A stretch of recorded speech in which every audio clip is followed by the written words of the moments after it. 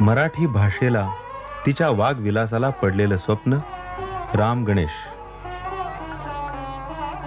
नाट्य, काव्य, विनोदी लेखन अशा विविध अंगांनी चमकणारा तेजस्वी तारा अकाली निखळला. अवघ्या 34व्या वर्षीच मृत्यूनं त्यांना आपल्या उदरी घेतलं. मृत्यू एक पूर्ण सत्य, पण ह्या पूर्ण सत्याच्या हिऱ्यास कलावंत कोंदण चढवतो आपल्या प्रतिभेचं आणि तिची प्रतिमा उमटते काळाच्या अनंत पटलावर. येणाऱ्या काळास जी अचंबित करणारी विस्मयकारी भासते ती दिव्य प्रतिभा राम गणेशांना लाभली.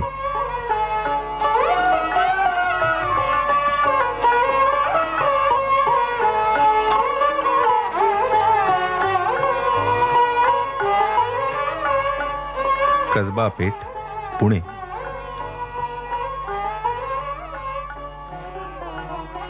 हे त्यांचं राहतं घर.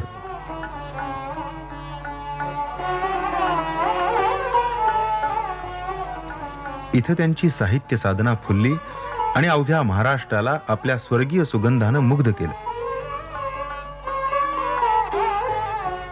राम गणेशांनी प्रेम, प्रेमातला विश्वास, विश्वासातली निष्ठा, निष्ठेचा अंतिम, पर्यायानं प्रेमाचा अंतिम, श्रद्धा, ती आपल्या समाजाच्या अंतर्यामी कुठवर रुजली याचा मागोवा घेतला.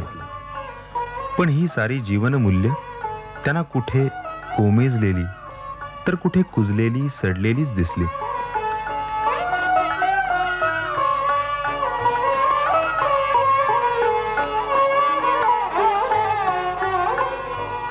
पुण्यातल्या वास्तव्यात त्यांना नाटकं पाहण्याचा आणि नाट्य व्यवसायातल्या माणसांच्या ओळखी करून घेण्याचा नादच लागला होता. 1901 ते 1905 या कालखंडात मूकनायक आणि गुप्त मंजूषा ही नाटकं त्यांच्या भाषा लालित्यामुळे गाजत होती. या नाटकांच्या भाषा लालित्यानं गडकऱ्यांवर मोहिनीच घातली आणि इथूनच नकळत त्यांनी तात्यासाहेब कोल्हटकरांना आपले गुरु मानले असावे. याच काळात त्यांचा विवाह झाला. अर्थार्जनासाठी ज्ञानप्रकाश या पुण्याच्या दैनिकात ते बातमीदार म्हणून नोकरी करू लागले.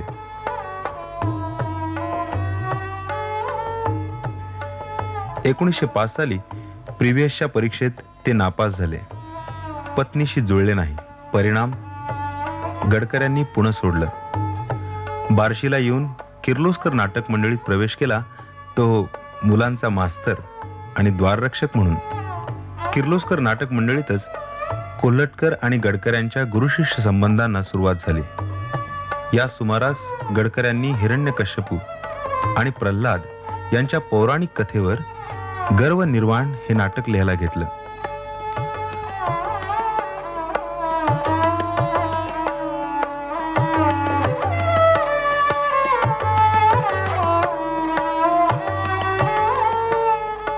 पण किर्लोस्कर मंडळींशी काही गैरसमज होऊन त्यांनी नाटक मंडळी सोडून दिली आणि बाळापुरास शिक्षकाचा पेशा पत्करला.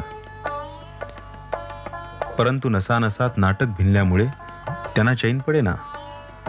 परत 1909 मध्ये किर्लोस्कर मंडळीत दाखल झाले. या सुमारास त्यांना दमा आणि हिवतापानं घेरलं ते अखेरपर्यंत. वर्षभरात त्यांनी पहिलं नाटक लिहिलं, प्रेमसन्यास. त्या काळाला न झेपणारा विषय होता. बालविवाह निषेध आणि पुनर्विवाह. तरीही नाटकास उदंड लोकप्रियता मिळाली. प्रेमसन्यासाच्या यशानंतर पुण्यप्रभाव लिहिलं. किर्लोस्कर मंडळीनं त्याचा प्रथम प्रयोगही केला 1 जुलै 1916 रोजी मुंबईत. तो फारसा रंगला नाही. तो रंगला पुण्यात ऑगस्ट 1916 मध्ये.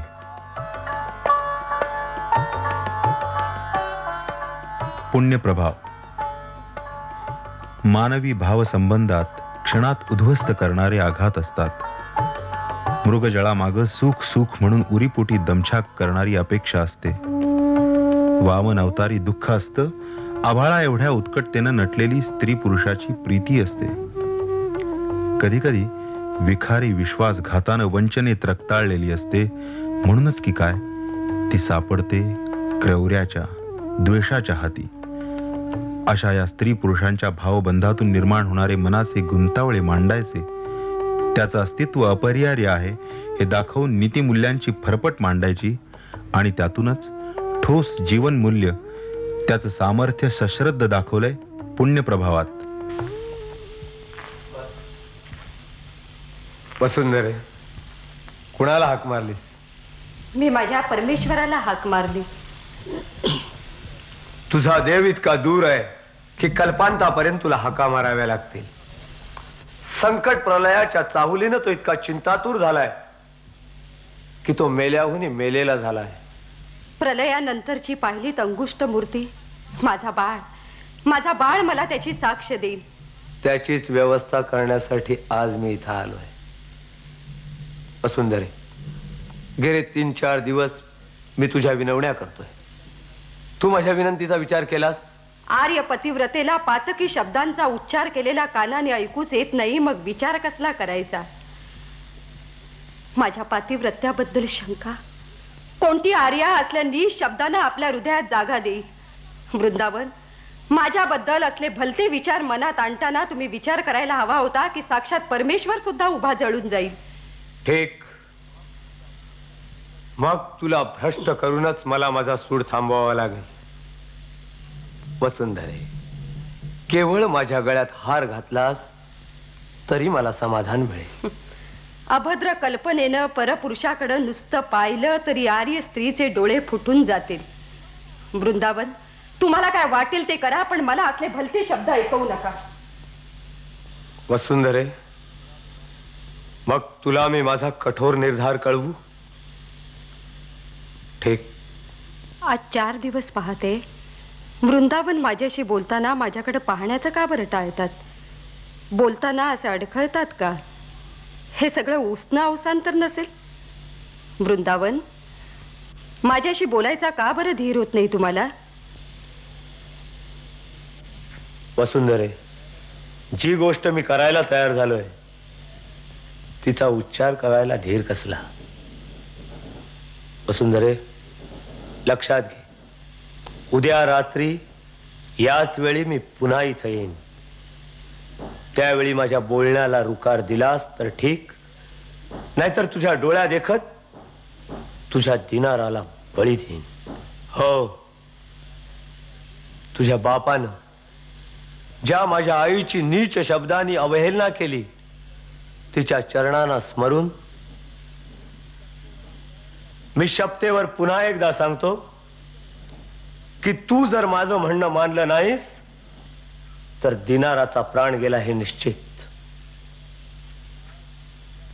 काळाची उघडझाप होण्याच्या आत तुझे डोळे उघडले तर ठीक, नाहीतर उद्या दिनार या जगात नसणार एक खास.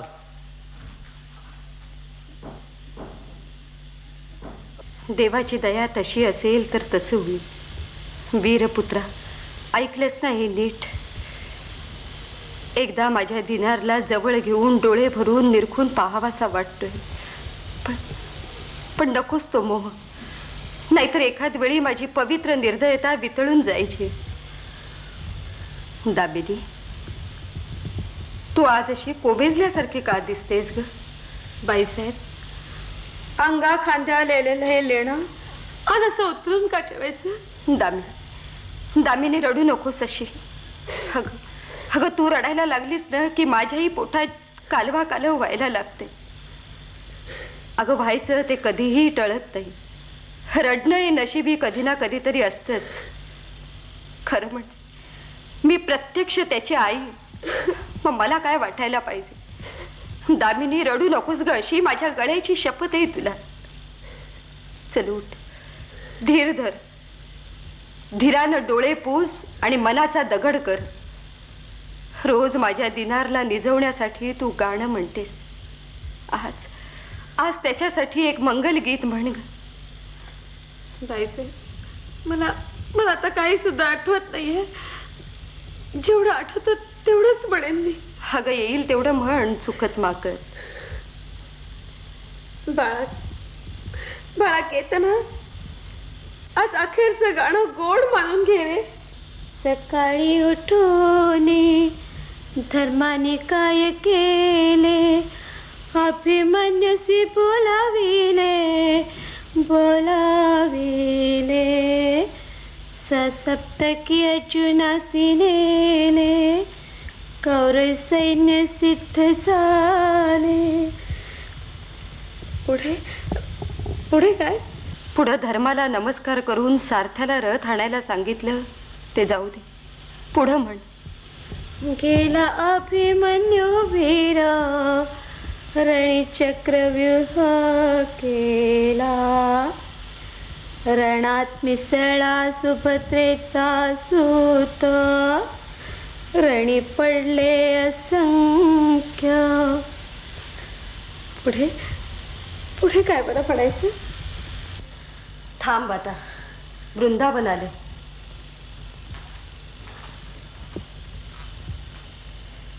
वसुंधरे, काय विचार ठरला तुझा? माझा विचार मी तुम्हाला कालच सांगून टाकले. कालपासून मी दिनाराकडे चुकून सुद्धा पाहिलं नाही. भूपालांच्या वज्रदेही नावावरून ओवाळून टाकलेला उतारा मी काळासाठी काढून ठेवलाय. भूपालांच्या नावासाठी मी अपत्य प्रेमाचा संन्यास केलाय. वसुंधरे, अजून विचार कर. एक हार फक्त माझ्या गळ्यात घालायचा, त्यासाठी तू पोटच्या पोराला काळाच्या तोंडी देतेस. माझ्या पातिव्रत्यासाठी साऱ्या जगावर 33 कोटी देवांवर मी उदक सोडायला तयार आहे. तिथं दिनाराची काय कथा? पितरांच्या उद्धारासाठीच पुत्राचा जन्म असतो.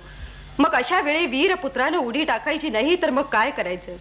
वृंदावन, भूपालांच्या नावासाठी, वसुंधरेच्या पातिव्रत्यासाठी, आर्य पतिव्रतांच्या पुण्य परंपरेसाठी माझा दिनार अशा वीर मरणाला तयार आहे. असं? दामिनी, दिनाराला इकडे आण. वसुंधरे, अजून विचार कर. अगं, एकदा सुटलेला तीर पुन्हा सापडणार नाही. वृंदावन, मी तुम्हाला शेवटचं निक्षून सांगते की माझ्या पातिव्रत्य राखण्यासाठी दुःखाचे असे कित्येक डोंगर मी पोटात गिळायला तयार आहे. माझ्या पातिव्रत्यापुढे मला कशाचीही किंमत नाही. दामिनी, दिनाराला इकडे आण. वसुंधरे, अजून तुला थोडा वेळ आहे. देवा, देवा मला धीर दे. बाळा केतना आल्या प्रसंगाला तयार राहा. वसुंधरे, कसला विचार करतेस तू? माझ्या बाबांच्या मरणकाळी आजोबांनी शिवलीलामृतातल्या रुद्राध्यायाचा पाठ केला होता. तो 11वा अध्याय आठवते. ह्या राक्षसी हट्टामुळं तुझा दिनार फुकट मरतोय. या कट्यारीनं दिनाराच्या काळजाचा ठाव घेताच सगळीकडे रक्ताची कारंजी उडतील. त्या कारंजाखाली भूपालांचं नाव पावन होऊन जाईल. वृंदावन, अशा शब्दाने मला का बरं हिणवत आहात? का तुमच्या पुरुषार्थाला थरकाप सुटलाय? तुम्हाला माझं सत्वच पाहायचं असेल, तुमच्या कटारीला दिनारची बळी घ्यायची लाज वाटत असेल तर तसं मला सांगा. भूपालांची ही वीर पत्नी स्वतःच्या हाताने दिनाराचा नाश करेल. व्यक्तिगत सुखदुःख समाजाचं नसतं, ते असतं केवळ त्याचं एकट्याचं. त्याची जीवनमूल्य ही त्याच्या जाणीवेच्या बंधात घडत असतात, त्याच्या भावकोशात फुलत असतात, आणि म्हणूनच समाजाला त्या व्यक्तीच्या आयुष्यात डोकवण्याचा अधिकार नसतो.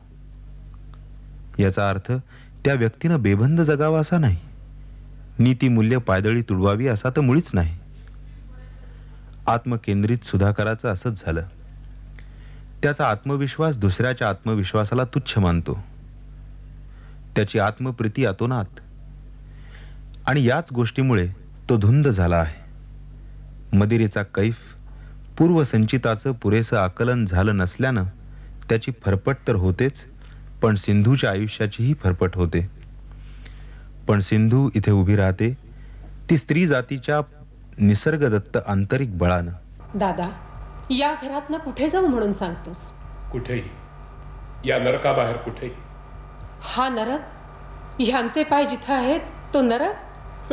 अरे तू चांगला शहाणा आहेस ना वेड्या. यांचे पाय जिथं आहेत तिथंच माझा स्वर्ग, तिथंच माझं वैकुंठ आणि तिथंच माझा कैलास.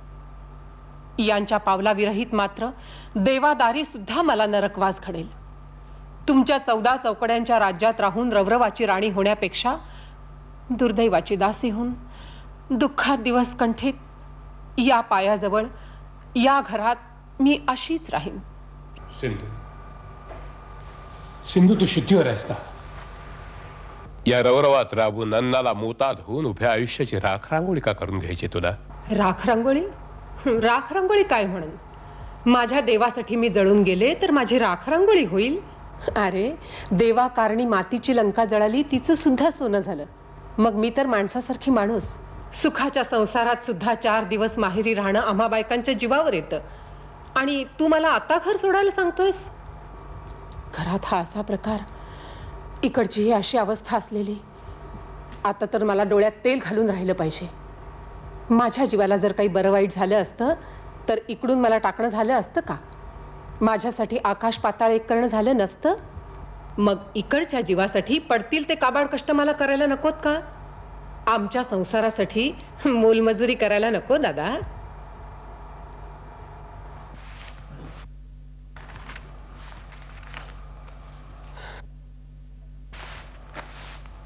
या गीताबाई, बसा. हे एवढे 2च कागद मोडायचे राहिलेत. थोडा उशीर झाला तर चालेल ना? सावकाश होत्या. मी लागू का मोडायला? नको नको. तिकडच्या पायावर हात ठेवून मी शपथ घेतली ना, दुसऱ्यांचे कष्ट आम्हाला अगदी वर्ज्य आहेत गीताबाई.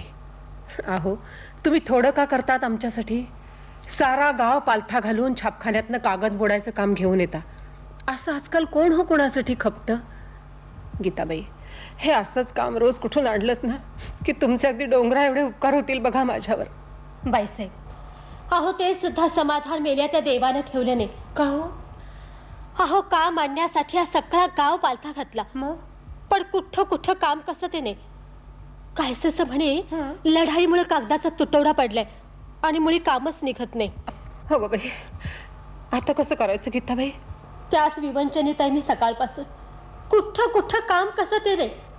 तो देव जसा अगदी अंतच बघायला बसलाय. गीताबाई, आपलंच दैव खोटं, त्या देवाला कशाला दोष द्यायचा? छापखान्यातलं नसलं तर नसे ना का? दुसरं कुठलं काम नाही का मिळायचं? दुसरं कसलं काम पाहावं बरं? अहो, कुठलं का असे ना, घरातल्या घरात बसून करता आलं म्हणजे झालं. काय बरं बघाल माझ्यासाठी काम? काय बघू बरं? हो खरंच, दळण नाही का कुठे मिळायचं? अगो बाई, दळण? बाईसाहेब हलकाच काय बोलता तुम्ही? का हो, अशा एकदम जपापल्यात का तुम्ही गीताबाई? मोलानं दळण्याचं काम का तुमच्यासारख्याने करायचं? नवकोट नारायण तुमचे वडील, लक्ष्मीशी सारीपाठ खेळण्यात तुमचा जन्म गेला आणि आता हे काम का तुमच्यासारख्याने करायचं?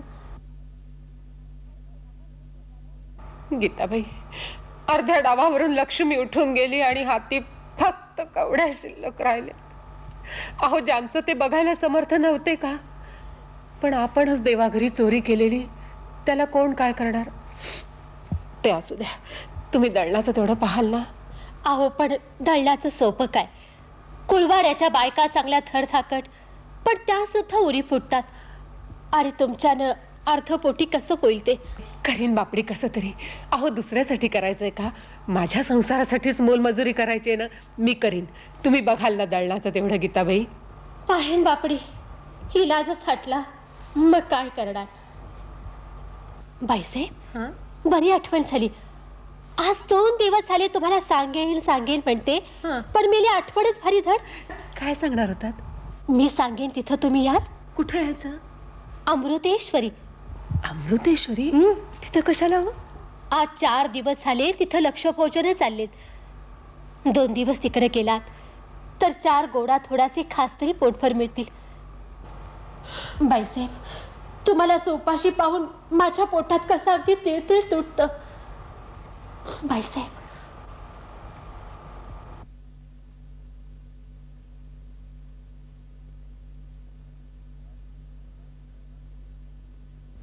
राजसन्यास गडकऱ्यांचं अपुरं राहिलेलं स्वप्न.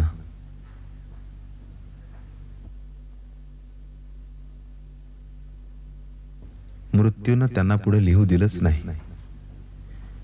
राजसन्यासातल्या व्यक्तिरेखामध्ये दृष्ट लागण्या इतका जिवंतपणा आहे, बेभानता आहे. रायबा आणि शिवांगी यांचं उत्कट प्रेम, जाज्वल्य राजनिष्ठा आणि आत्मसमर्पण वर्णातीत आहे. राया, राया, राया, अशी वंचना कार्य केलीस. अमृताच्या आळ्यात वाढवलेल्या वेलीला विषाचे किरे फळे आणलीस. राया, राया, प्रेमाने नको, रागाने पहा, पण एकदा तरी पुढे उभा राहा. राया, तुझ्या विना मी परदेशी केरी झाले. राया, राया, धाव रे, सावर रे राया. कोण? शिवांगी, माझी शिवगंगा. होय, तुझी, तुझी साता जन्मीची तुझी शिवगंगा. राया, जीवलगा, निष्ठुरा इतके दिवस कुठे रे होतास? राया, मला सावर रे, नाहीतर वेड्या आनंदाने ऊर कोंडून मी मरून जाईन. राया, मला आता सोडून जाणार नाहीस ना? शिवांगी, माझ्या बाबांच्या आसवांच्या पावसात आपण अशीच अखेरपर्यंत राहू. राया, आता मला टाकून जाणार नाहीस ना रे? आता तुला सोडून जाणे, माझा प्राण गेला तरी प्राणेश्वरी, माझा मुर्दात अशा या मगर मिठीनं तुझ्या सेवेला सादर राहील. सेनासागर घात झाला, मान्याने आमराईला चौफेर वेढा घातला. आता मासाहेबांचे कसे होणार? सेनासागर कसे हो असे आळसात फसलात? मान्याने अगदी मोका साधिला. वडील माणसांचा उपमर्द झाला तरी फिकीर नाही, पण शिवांगी पासून सुटका, माझी सुटका. पण मासाहेबांची सुटका कशी करायची? अरे रे, माझी दीन दुबळी कम नशिबी शिवांगी. मालुसऱ्यांचा कुळधर्म मोठा कठीण. माझ्या या नाजूक जीवावर, या प्रेमाच्या पंचप्राणावर पाणी सोडलेच पाहिजे. शिवांगी, शिवांगी, शिवांगी. राया, ही असली मिठी? राया, तुझ्या मनात काहीतरी पाप आले. तू असं मुखजड का? मनात असेल ते बोल, मनात नसेल ते बोल. वेड्या, किती परोपरीने तुझी आळवणी करायची बरे. राया, बोल ना राया, बोलणार ना? मी याशी ऐकत राहते. शिवांगी, राया, बोल राया, जीवाच्या राया, बोला बोलानं मला बेभान करून टाक. राया, तुझ्या मनात मी मरावं असं तर नाही? हो. वेड्या, मग हे बोलायला का भेलास? माझ्या शिपायासाठी जीवाचं रान करायला या शिवांगीने नाही कधी म्हटलं. शिवांगी, आपल्या जीवाचा धडा करून ऐक. आताच ऐकलंस ना की मान्याने आंबेराईला वेढा दिलाय म्हणून? मा साहेबांना रायगडावर नेण्याची जबाबदारी माझ्यावर आहे. आता यातून निभावण्याचा मार्ग एकच. या मान्यानी मा साहेबांना अजून कधीच पाहिलेलं नाही. त्यांच्या जागी तुलाच उभं राहावं लागेल. पुढे साखळ्यांची खूण पटवून माने तुलाच मासाहेब समजून घेऊन जातील. त्यावेळी आम्ही रायगडावर जाऊ. पुढे त्याने तुझ्या देहात बलात्कार करण्याकरता हात पुढे करताच. शिवांगीच्या नशिबा, त्यावेळी जीवाची सांडणूक कशी करायची एवढं एकदा सांग म्हणजे झालं. सांग, कोणत्या उपायानं? ही सर्जे राजाच्या नावाची हिऱ्याची अंगठी माझ्या बहादर प्रेमा त्यावेळी पोटात गिळायची. वेड्या, आम्हा बायकांना सासरचं नाव जोडायला माहेरच्या ममतेचं मूळ तोडावं लागतं. या हिऱ्याच्या तेजाने माझा मार्ग दिसल्या वाचून राहील का? तुझ्या प्रेमासारखंच या हिऱ्याचं तेज चमकतंय खरं. पहा बरे नीट. हो, पाहिले, नीट पाहिलं. हेच पाहिलं की हिरा पचनी पडणे कठीण आहे. दुर्दैवी संसारात प्रेम पचनी पडणे कठीण आहे. राया, आता पुढली डोळे भेट कधी घडायची? माझ्या लाडक्या जीवा, आता पुन्हा भेट पुढल्या जन्मी. भावबंधन. गडकऱ्यांची भाषा केवळ अजंठा एलोऱ्याच्या विलोभनीय शिल्पासारखी नाही, तर ती भावनामय जिवंत शिल्पच आहेत. त्यात सामर्थ्य आहे भावना कल्लोळ उठवण्याचं. उच्च नीचतेच्या व्यवहारी भोंगळ कल्पनातून मानवी मनाच्या चिंधड्या होतात. याकडं व्यवहारी जग लक्षच देत नाही. इथूनच जीवन उद्ध्वस्ततेच्या उदरी गडप होऊ पाहतात. अनुभव. जिथं जीवन सुरू झालं तिथपासूनचा भावना शून्य जगाचा अनुभव. भावना प्रधान बुद्धिवंताच्या मनाचा वेध घेतो आणि त्यातून बाहेर पडतात हलाहलाच्या चिळकांड्या आणि काळवंडून टाकतात त्या सर्व कोमल भावना. हा निखारा स्वतःच हव्या असलेल्या जीवनतृप्तीचा सूड घेण्यास सिद्ध होतो. सूड ही भावना विखारी असेल पण परिस्थितीनुरूप अटळ आहे. या भावना उद्रेकाचं नाव भावबंधन.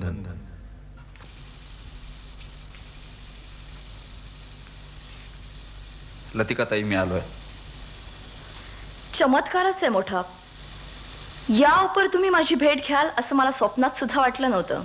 तसं काय लतिकाताई, हे जगच इतकं चमत्कारी काय हो की इथं पहिल्या क्षणी अशक्य वाटणारी गोष्ट दुसऱ्या क्षणी अगदी सहज शक्य वाटायला लागते. हा, वास्तविक तुमच्या नावाच्या योग्यतेचा मी नाही हे खरं, पण आज माझ्या नावानं तुम्हाला नटवण्याकरता मी इथं आलोय.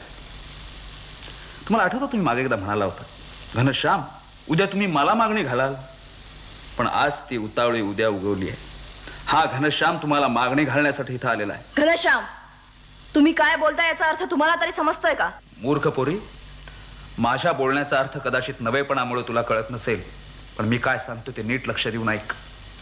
हा घनश्याम तुला मागणी घालण्यासाठी इथं आलेला आहे, तेव्हा नीट विचार करून उत्तर दे. आणि उत्तर देण्यापूर्वी सगळ्या परिस्थितीचा तू पूर्ण विचार केलेला जास्त बरं.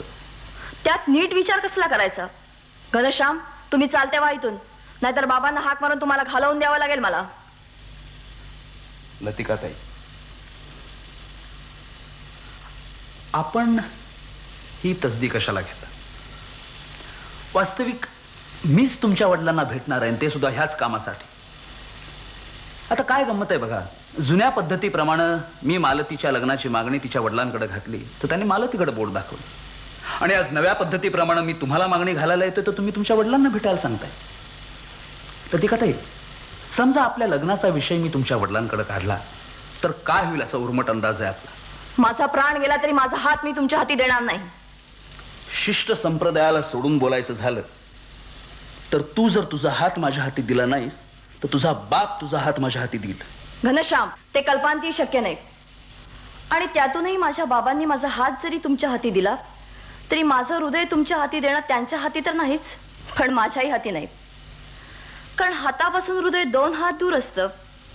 बरोबर. माझ्या हृदयात तुम्हाला जागा मिळणं शक्यच नाही. नाही, तुम्ही म्हणताय ते खरंच बरोबर आहे. वास्तविक तुझ्याशी लग्न करण्याच्या योग्यतेचा मी नाही हे खरं, पण तुझ्या बापाच्या दृष्टीनं आपल्या या लग्नाचा चमत्कार तुला लवकरच पाहायला मिळेल. जातो मी.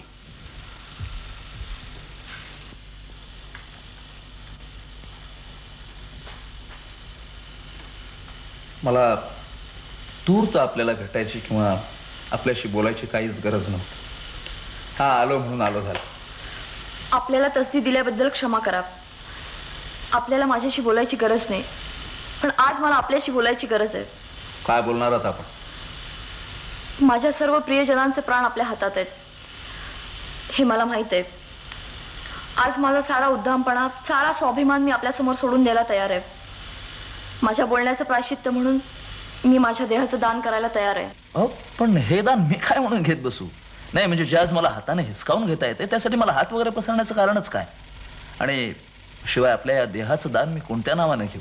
नाही म्हणजे भिक्षा म्हणून घेऊ, जोगवा म्हणून घेऊ की गोग्रास म्हणून घेऊ?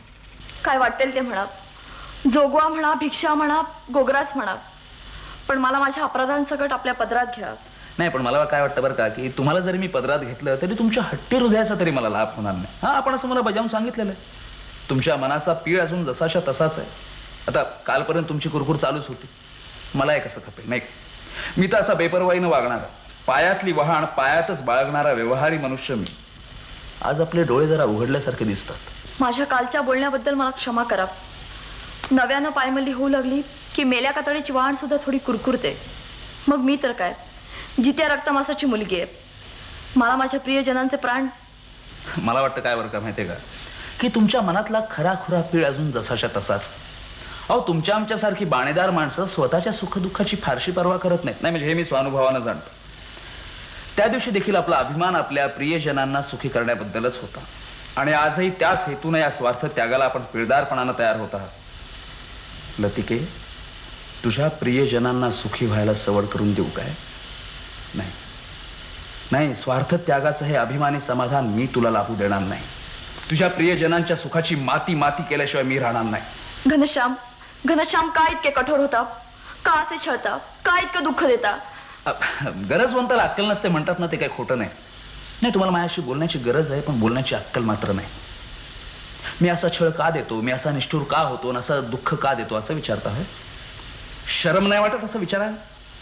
त्या दिवशीच्या तुमच्या वाघबाणांचा आपणाला विसर पडला वाटत. लतिके, बाण जिथून सुटतो तिथं त्याची काहीच साक्ष राहत नाही. आपण जिथं जाऊन भेटतो तिथं जखम होते, आणि जखम जरी बरी झाली ना तरी कायमचा वण तरी राहतोच. मी आपल्याला अतिशय कठोर बोलले खरी, पण त्याबद्दल मला शासन करा. त्यात माझ्या वडिलांचा काय अपराध आहे? एकाच्या अपराधासाठी शिक्षा दुसऱ्याला कशाला? काळ्या कुट्ट अंधाराप्रमाणे काळ्या अंतःकरणात अमक्या तमक्याचा भेद उरत नाही, आणि धगधगीत निखाऱ्यावर पाणी पडलं की त्याचा निव्वळ कोळसा होतो. पण तेजस्वी माणसाच्या आशेवर पाणी पडू लागलं की त्याचं अंतःकरण तेवढं काळं ठिक्कर पडतं. या गोष्टींचा नीट विचार करा. आणि सांगू काय, एकाच्या अपराधासाठी दुसऱ्याला शिक्षा करण्याचं काय कारण? ते एकीला मागणीसाठी विचारलेल्या प्रश्नांची दुसरीनं उत्तरं देत सुटण्याचं जे कारण तेच. घनश्याम, तुम्हाला इतकं अर्जवून जीव तोडून सांगितलं तरी तुम्हाला दयामाया हो कशी येत नाही? काय संबंध काय दया मारण्याचा? ज्या गोष्टीचा मला मुळे अनुभवच नाही त्याचं मी दुसऱ्याला कसं प्रत्यंतर पटवून देऊ? कधी कोणी माझ्यावर दया माया केली म्हणून मोबदल्याखातर मी दुसऱ्यावर दया करू? स्वार्थपरायण अशा जगात निर्व्याज स्वरूपाची दया कुठे पाहायलाच मिळत नाही. स्वार्थ निरपेक्ष हेतुशून्य दयेचा एक शब्द जर मला कोणी दिला असता ना तर मी त्याचा 7 जन्माचा ऋण येऊन बसलो असतो. पण नाही, काय घनश्यामला अशी दिव्य दया कुठे दिसलीच नाही. अरे, बापानं मुलाला पोसायचं, आईनं मुलीला जपायचं, किंवा नवऱ्यानं बायकोला नटवायची, ही काय निरपेक्ष दया झाली? स्वार्थासाठी एकमेकांना सहाय्य करायचं, सुखाच्या वेळी नावलौकिकासाठी दुबळ्यांना हात द्यायचा, ही दयेची दरिद्री सोंग आहेत. माणसाची मादी आपल्या पिलांना दूध पाजून वाढवते, आणि राक्षसीने काय आपल्या पिलांचा फराळ करून आपली भूक भागवते. मग एकीला राक्षसी वृत्ती का म्हणायचं, दुसरीला माणुसकीचा दाखला का द्यायचा? लतिके, दया माया हे सारे शब्द रिकाम टेकड्या भाषा पंडितांनी कोशाच्या खोगीर भरतीसाठी तयार केलेत. जगाच्या बाजारात निर्व्याज दयेची हुंडी ओळखी वाचून व्यवहारी मनाला पटतच नाही. घनश्याम, तुम्ही अलौकिक बुद्धीचे पुरुष आहात. माझ्यावर दया करा, मला क्षमा करा. असल्या बेवकूफ सोंगानं मी फसायचा नाही. माझ्या हृदयाला पाझर, और हृदयाची क्रिया बंद पडल्यामुळे मनुष्य प्राणी मरतो, हा सिद्धांत माझ्या बाबतीत सर्वस्वी चुकीचा ठरलेला आहे. आता हृदयाची क्रिया तर काय, पण मला मुळे हृदयच उरलेलं नाही. बुद्धिमत्तेच्या विजयातच जगण्याची पहिल्यापासून सवय लागल्यामुळं माझ्या विचारांप्रमाणेच माझे विकार, माझ्या भावना यांचा उद्भवही माझ्या बुद्धिप्रधान मस्तकातून होत असतो. त्यामुळे त्या मस्तकाचा अंत आपणाला कधीच लागायचा नाही. आणि आपला हात धरल्यामुळे ज्याप्रमाणे आपलं हृदय माझ्या हाती लागण्यासारखं नाही, त्याप्रमाणे नुसते माझे पाय धरल्यामुळे माझं मस्तकही आपलं नाही मिळायचं. हा, कारण हातापासून हृदय फक्त 2 हात अंतरावर जरी असलं तरी पायापासून मस्तक 3.5 हात अंतरावर असतं. लतिके, ज्या तोंडानं हे अकलेचे तारे तोडत होतीस त्याच तोंडाला असे खडे चारताना मला कल्पांतापर्यंत सुद्धा दया येणार नाही. जातो.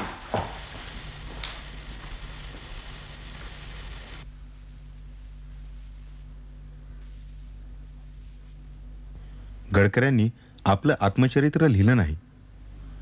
त्यांची कच्ची टिपणं, काही विचार, अर्ध्यामुर्ध्या कविता, हे सारं लिखाण अप्रकाशित गडकरी म्हणून आचार्य आत्र्यांनी प्रसिद्ध केलंय. पण आणखी एक गडकरी अप्रकाशितच राहिला, त्यांची द्वितीय पत्नी रमाबाई गडकरी.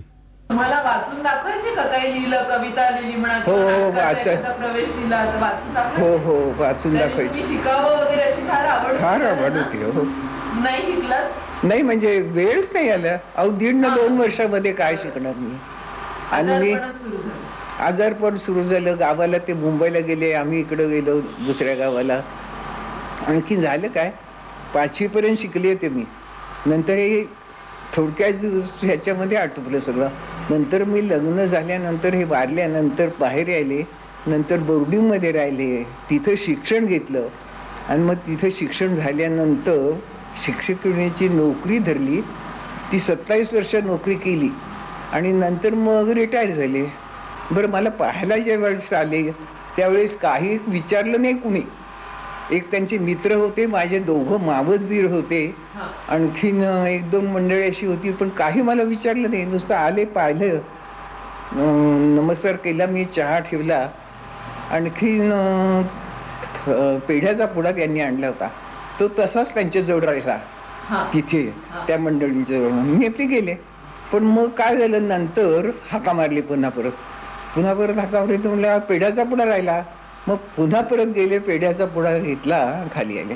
नंतर ते बाहेर पडल्यानंतर मला सांगितलं, मग नंतर लग्न झाल्यावर, की पेढ्याचा पुडा माझे मामी दिरेक होते. ते म्हणले की काय मुलगी आहे मुसळदाण, केवढी आहे मुलगी, उंचन बिंचन. तर म्हणले जरी उंच असली कशी असते तरी मी हिच्याशी लग्न लावणार. 8,000 रुपये खर्च झाले, 8 आण्याचा पुडा त्यावेळेचा. तरी म्हणले काय हरकत नाही, मी 8,000 रुपये खर्च करीन, पण हीच करीन म्हणले.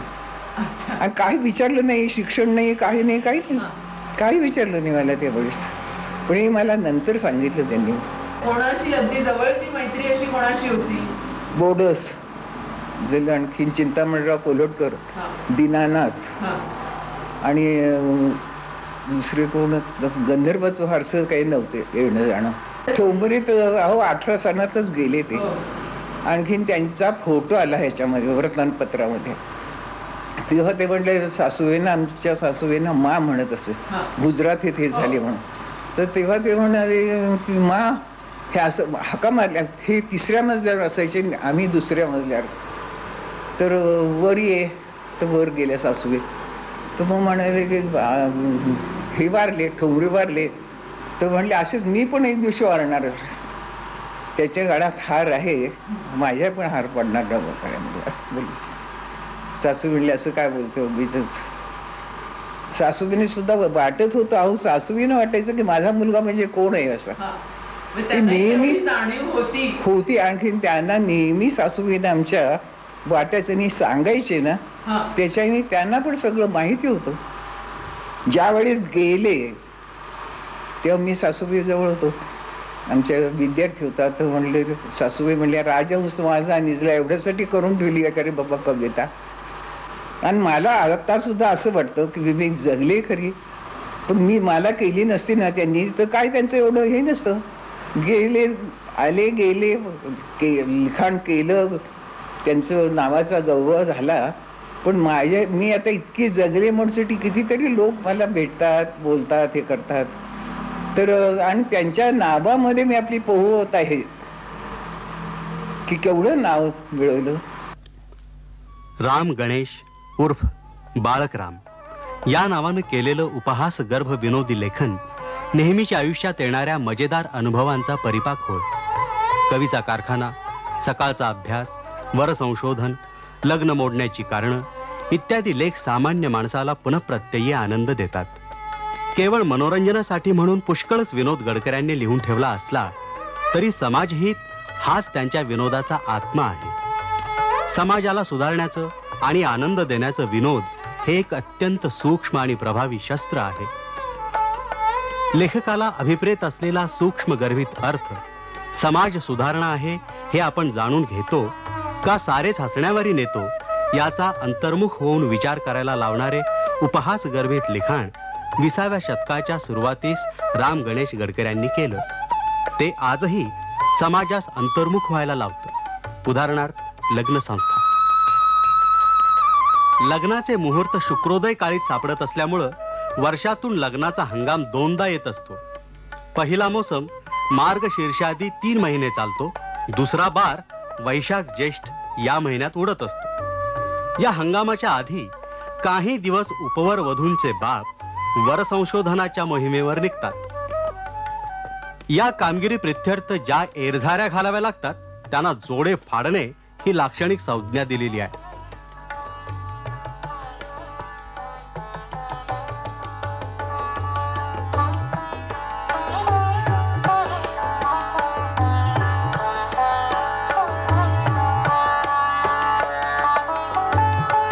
लग्न जमवताना वधूवरांकडे मुख्यतः धार्मिक, व्यावहारिक व शारीरिक अशा 3 दृष्टींनी पाहायचं असतं. पत्रिका पाहणे, गोत्र जमविणे या दोन्ही गोष्टी धार्मिक बाबतीत, हुंडा, कुलशील या गोष्टींचा व्यावहारिक बाबतीत समावेश होऊन मुलगी पाहण्याची गोष्ट शारीरिक बाबतीत जमा होते.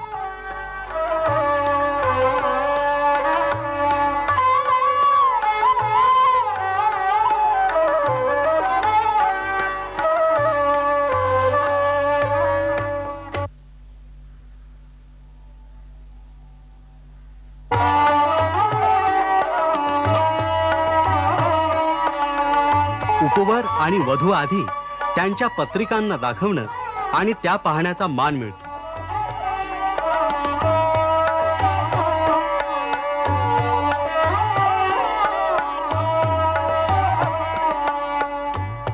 काही दिवसापूर्वी माझं पत्रिकेचं ज्ञान मर्यादित होतं, पण गतवर्षी तिंबू नानांच्या ठकीचे लग्न जमविण्याच्या खटाटोपाने हल्ली मी पत्रिका जमत नसल्यास ती मध्ये बेमालूमपणे फेरफाराच्या लबाड्या करण्या इतकं ज्ञान संपादन केलेलं आहे.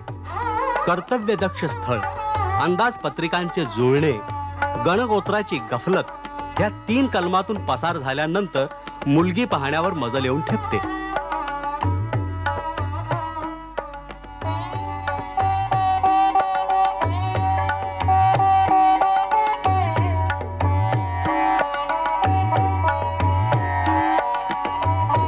आमच्यातील धर्म व चालीरीतीच्या निर्बंधांचा कडकपणा आणि त्यातून मोकळीक मिळवण्याचे मार्ग ही दोन्हीही मानवी मतीस कुंठित करून सोडणारी आहेत.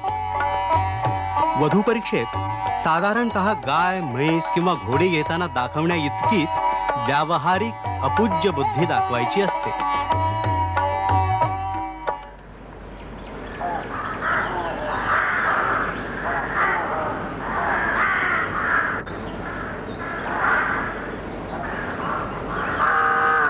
हुंड्यासाठी पिशवीचे तोंड अगदी मोकळे सोडावे, तेव्हाच वरपक्षाचे इतर बाबतीत कुरकुर करणारे तोंड बंद होते. या कार्यक्रमात हुंडा ही बाब अनुक्रमाने शेवटची व महत्वाच्या दृष्टीने अगदी पहिली बाब आहे.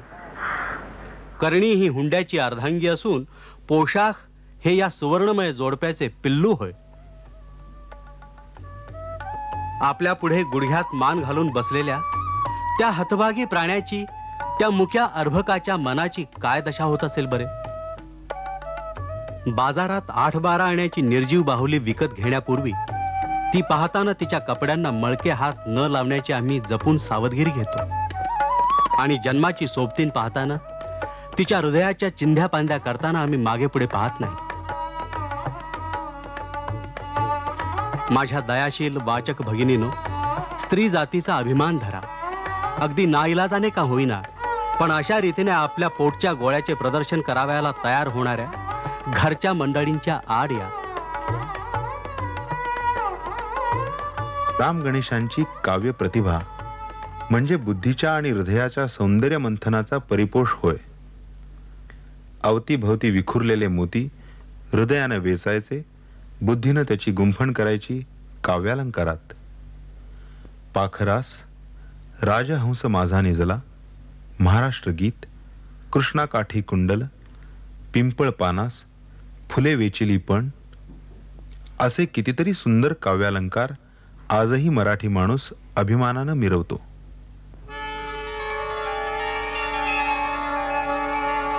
फुले वेचिली, फुले वेचिली, पण आताही द्यावी कोणालागी.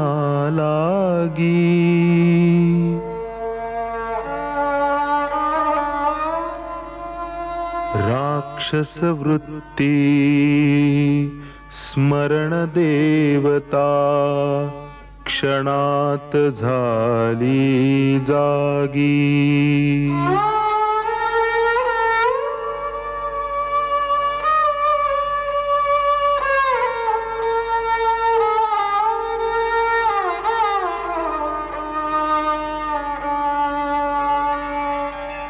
हतभागी हा जीव एकला, प्रीती देवता नाही.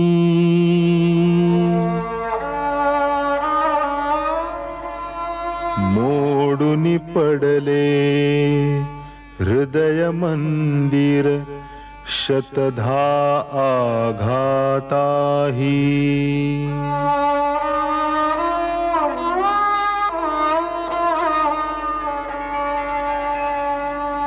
निष्प्रेमाचे जीवन माझे, वृक्ष चिंतनी जावे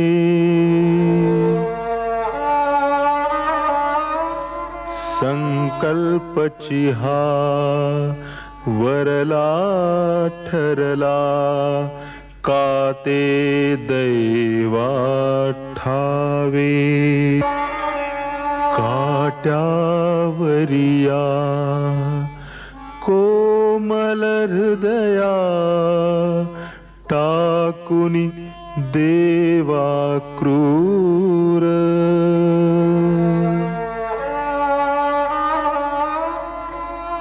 कुठे फुलांची धनीन माझी दिली दवडुनी दूर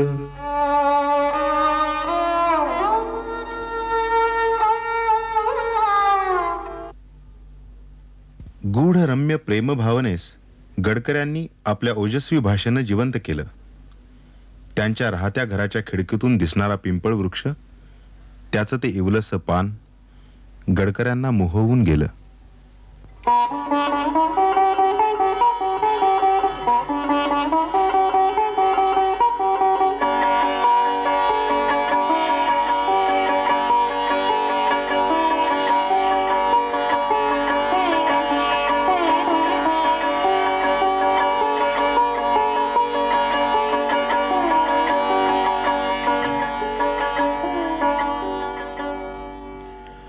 कोवळ्या हालत्या चिमण्या पिंपळ पाना, कोवळ्या हालत्या चिमण्या पिंपळ पाना, कल्पना हले तुझ बघुनी असे हलताना.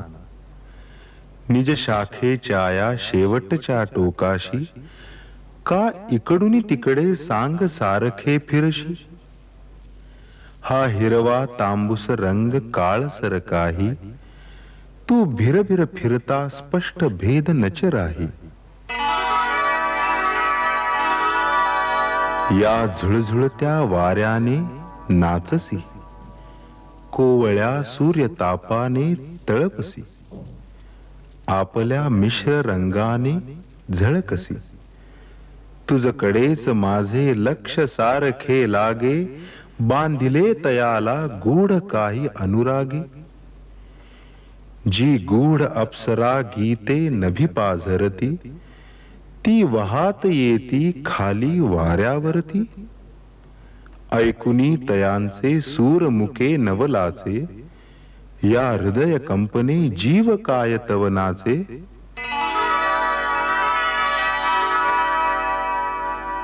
नव बाला हृदयी प्रीती नवी हलताना, तच्छिरी हलसी तू तसाच पिंपळ पाना. जी हृदय कंपने सारी मानसी, ती आम्हा ते बाहेरी दाविशी. निर्दोष मनाने भारी हालसी, कुणी बाला जरी मज देईल असला मान, तरी सुखेच होईन मी ही पिंपळ पान.